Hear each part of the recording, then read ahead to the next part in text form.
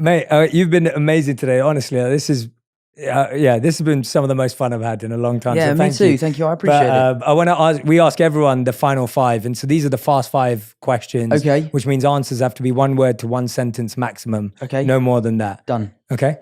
And you don't have to write or spell them out. So no problems. That'd be a long so segment. None of that. All right. So Tom Holland, these are your final 5.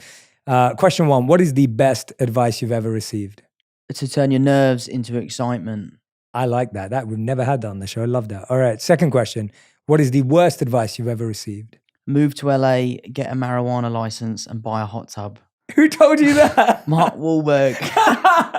That's brilliant. No, he told me that on a chat show, so I don't know if that was legit advice, but I didn't take his advice. Okay, good. Yeah. Well, who would you have been if you took that advice? Who knows? Who knows? All right, question number 3. What's the first thing you do every morning and the last thing you do every night? Make my bed. It's the first thing I do. And the last thing I do before I go to bed, admittedly, is I check my emails, which I shouldn't do. But that is what I do. Yeah, it's bad. Yeah, we asked that just to make you aware of what you need to change. I do need to change that. Making my bed is a good start. I used to never do that. And now, like, my first thing I do is I make my bed. That's like my first challenge of the day. It's an easy one to get done. Question 4, what's something you're trying to learn at the moment? I'm currently taking golf lessons. And we see a trend here. It's not going very well. Where are you at the moment? Thing is with golf is that the golf swing is a very, very particular thing.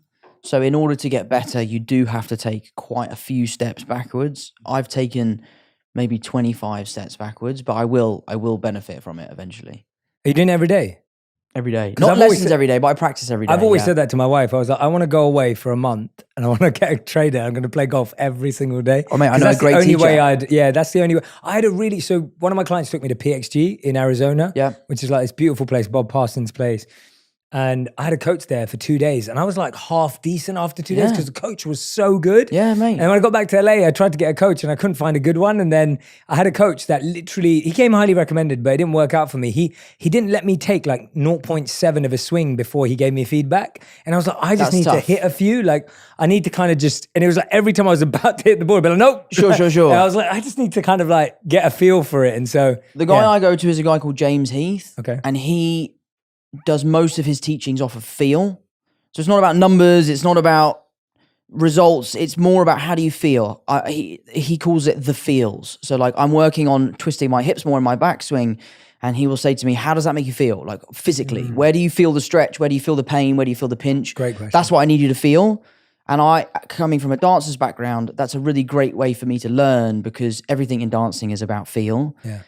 So if you need a great teacher in London, James Heath is your guy. Mate. Thank you. Shout out James Heath. Yeah, shout out James Heath. 5th and final question. If you could create one law that everyone else in the world had to follow, what would it be? I don't know. I don't know what one law would solve the most amount of problems. What would you say? Curious. I'd probably go to something you said earlier. If I'm giving a genuine answer, real answer, is I really wish there was a life school.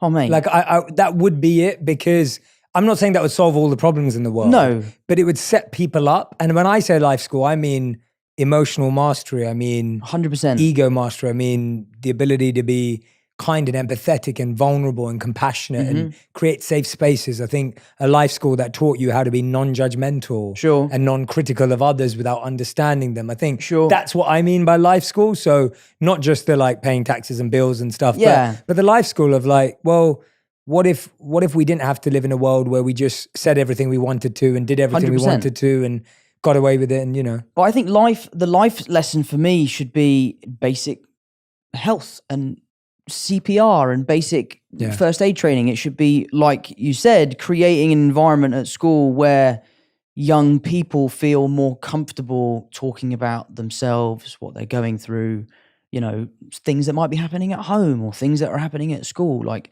I think that would be an amazing way for us to be more expressive and more comfortable expressing. And again, like, I know I keep going back to it, but it's about what my show is about, which is you should feel empowered when asking for help. It should be something that you're proud of. Like, you're recognizing that you have an issue. It might be an internal issue. It might be an external issue, but you are seeking help, which I think is very admirable. Yeah. Absolutely. Yeah. I do encourage and recommend everyone go watch The Crowded Room. I personally am loving it with my wife, honestly. Like I barely watch TV shows, if I'm completely honest. And it's because I like something that makes me think and reflect and, and entertain me at the same time. Sure, great. And I think it does a brilliant job of doing all three. Like it's gripping. I'm like trying to figure out what's going on next. Nice. At the same time, I'm like, it's amazing watching you being able to be this very different character to what we know you as. Sure. And that's really impressive. So even on even on a performance level, I'm like, I'm forgetting that you are Spider-Man. Nice. Right? Like, and that's how I watch movies, where I'm like, can I forget who this person is? Or are they playing a caricature of themselves, obviously? Sure. And with you, I'm like, I don't even think it's you. Right. Like right now I'm talking to you and I've been watching the show, I'm like, oh, it's not even the same person. Sure. And that is really impressive on a performance standpoint. So well, thank you so much. the best. I really appreciate it. You've been on it. Yeah. Thank you, mate. Thank you.